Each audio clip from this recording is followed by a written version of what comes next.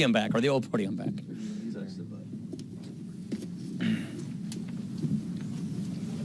Go ahead, grab the door.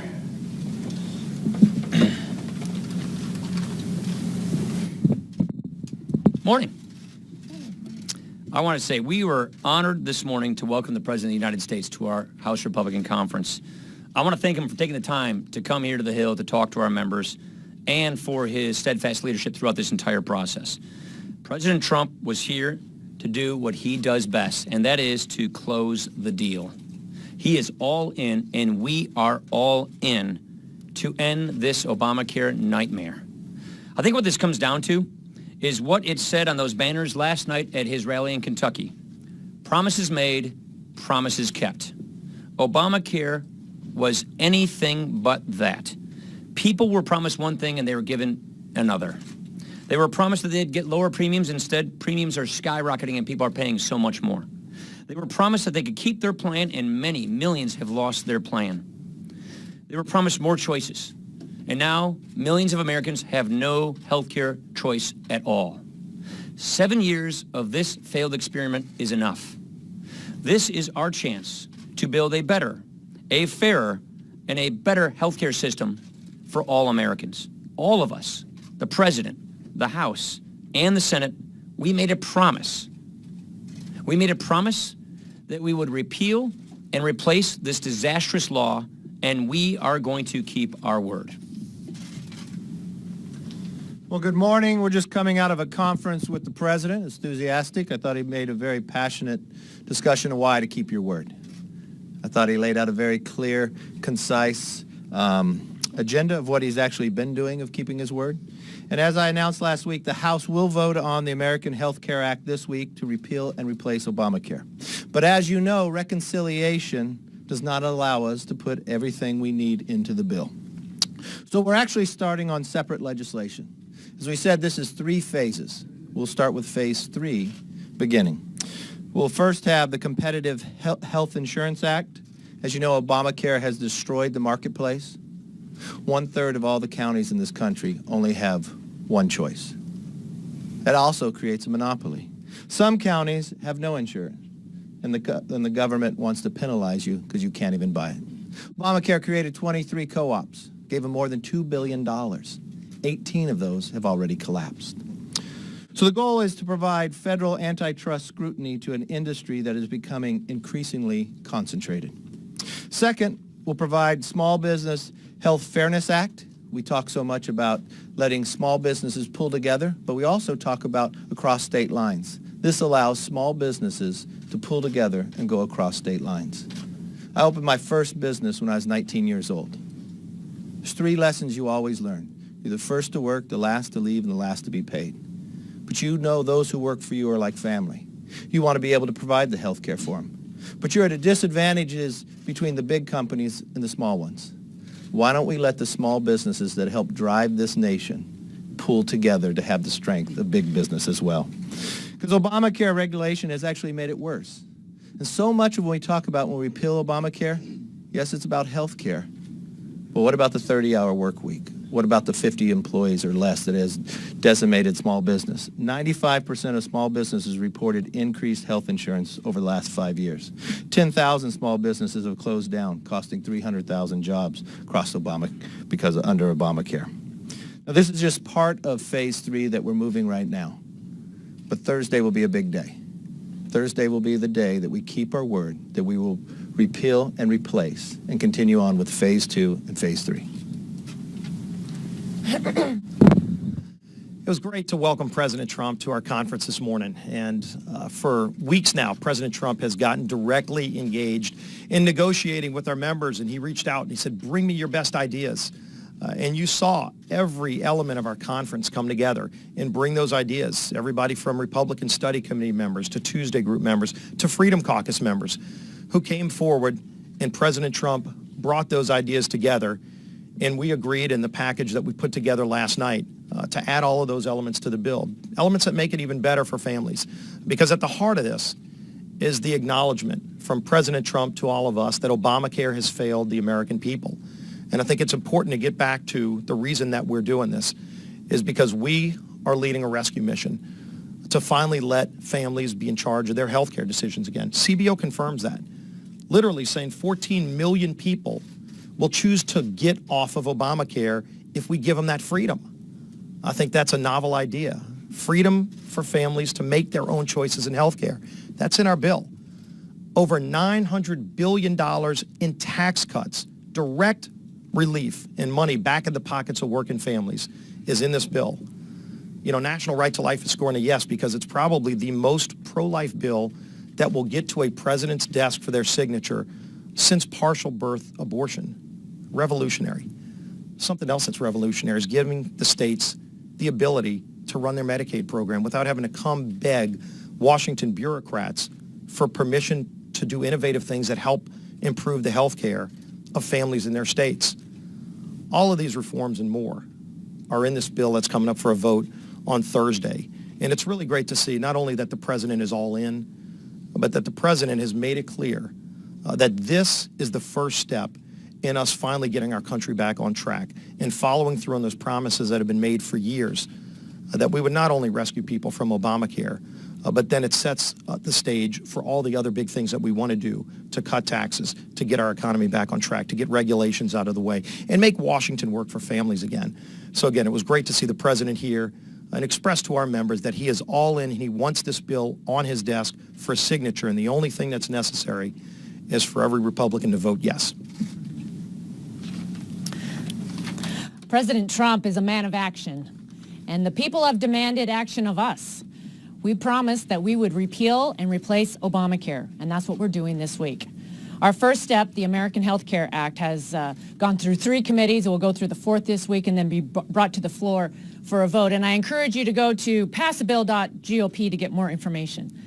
This process has been open, it's been collaborative, we've engaged the people and we've engaged each other and we've listened, and this bill reflects those conversations. President Trump has been a key partner every step of the way, and he reaffirmed that commitment to us this morning. We're ready, and we are eager to get this bill to the Senate. As we cross the finish line on phase 1, we're also going to work on additional phases. Phase 3, the legislation that will help reduce cost and increase more choices. The legislation to remove the antitrust provisions for insurance companies, to give small businesses the opportunity to join together in association health plans. This is about freedom. These are conservative, patient-centered reforms that are going to increase choices, and we know that they will make healthcare more affordable and more accessible. 7 years ago, this very week, Obamacare was signed into law. And since then, we've seen premiums go up, deductibles go up.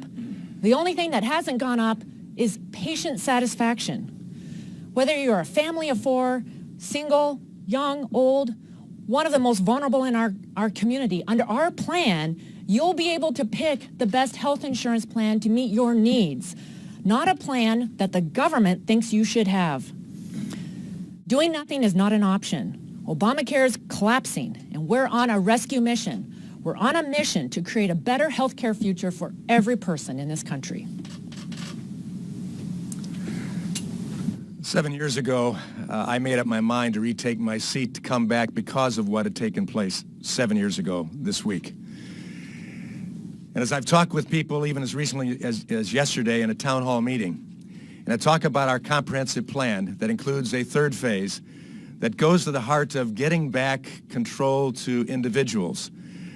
I'm so delighted that a bill that Sam Johnson and I have worked on for years that gives the opportunity for association health plans to allow small businesses and their employees to experience the same benefits that I'm proud to say come to my union workers, my auto manufacturers, because of an economy of scale, to have a plan that works for them. This association health plan will be an amazing asset as we move forward in completing what it takes to go from a plan that has destroyed healthcare in this country to a plan that gives options and approaches that small business that employ 85% of all my workforce in my district, the opportunity to have an affordable plan that meets their needs, that gives them choices and helps them to succeed. So it's an exciting time for me as we talk about this first step, this first phase, But the third phase, we're already able to say these are the types of things that we promised and we're going to carry out and give opportunity to our people. Questions? Gentlemen. Given the revelation yesterday by Director Comey about investigating possible collusion with the Russians for the Trump campaign, how certain are you that the assertions in the Steele dossier, financial links, rewarding the prostitutes, how certain are you that the Steele dossier is false? Which one are you talking about? Is that the opposition research one? Yeah, that's what he's talking about? Okay. Look, I don't think we learned anything new yesterday with Comey's testimony. We have an investigation that's been going on in the Intelligence Committee. There's one federally. We're going to get to the bottom of things, all things Russia. But it is very clear that we have seen no evidence and been presented with no evidence that Donald Trump or his staff were involved in this with the Russians. Mr. Speaker, the President, Phil Manning, CNN. The President told your members that he believed many would lose their seats if this doesn't pass. The majority was at risk. Do you agree with that assessment? Yeah. And do you believe that you guys have done enough to assuage their concerns? Absolutely. The President of the United States came to us and said, we all made a promise to the American people, and we need to keep our promises. Everybody running for Congress in the House, everybody running for Senate, the President himself said to the American people, you give us this chance, this responsibility, this opportunity, with a Republican president, with a Republican Senate, and a Republican House, and we will repeal and replace Obamacare. We are using the tools that we have to do that. That's this budget reconciliation. You can't put everything you want into that bill. That's why we have a three-phase process that we're very confident works. But the President was really clear. He laid it out on the lines for everybody. We made a promise. Now is our time to keep that promise. And we keep our promise, and the people will reward us. If we don't keep our promise, it will be very hard to manage this. Last question. Yeah. Were you doing the thing to your hair, or were you raising your hand? I couldn't tell. I'm sorry. I thought you put your hand up. I just looked in the middle, and I saw your hand. The Freedom Caucus is saying that they still don't have the votes to pass this by Thursday. What's kind of your game plan? Yeah, I disagree with that because we have a lot of Freedom Caucus members who are supporting this bill. We've been working with all of our members on many of their concerns. And I would simply say that a lot of the members' concerns have been incorporated in this process. And so if you take a look at what we've been able to add to this bill, the things that are huge conservative wins, giving states the ability to take a total block grant for Medicaid, giving states the incentive to have work requirements, preventing non-expansion states from expanding and gaming the system. This is the most pro-life legislation we've had since partial birth abortion. It's a massive tax cut, and we made the tax cuts effective in 2017. All of those things were requests by these members. And so in this day and age, and in this business, in politics, if you get 85% of what you want, that's pretty darn good. We know we can't get 100% of what we want every time around here in this particular case because of the Senate rules. We don't want to put something in this bill that the Senate is telling us is fatal to the bill being brought up in the Senate. So that's why we're going to pass the best possible legislation we can. We got it there. The President helped negotiate these changes, sent it over to the Senate, and then the Senate, without jeopardizing the bill, can make improvements to the bill. But if we do it here, we will jeopardize the entire bill. So I think people respect and understand this legislative process.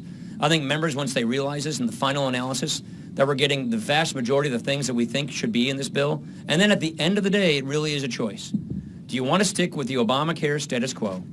Do you want to stick with the idea that we made a promise and we're not going to keep it? Or do we want to replace this bill with clearly a much, much better law, something that makes good on our principles and our promises and gets this country on the right track? I think people in the final analysis will make that decision, and I feel very good. And I think the President, I got to just say, editorial, the President just came here and knocked the ball out of the park. He knocked the cover off the ball and explained to our members how it's important to unify, how it's important to work together, how we are advancing our principles, and we are doing what we told the American people we would do. This is our chance, and this is our moment. It's a big moment, and I think our members are beginning to appreciate just what kind of a rendezvous with destiny we have right here. Thank you. Mr. Speaker, 100% sure it'll pass?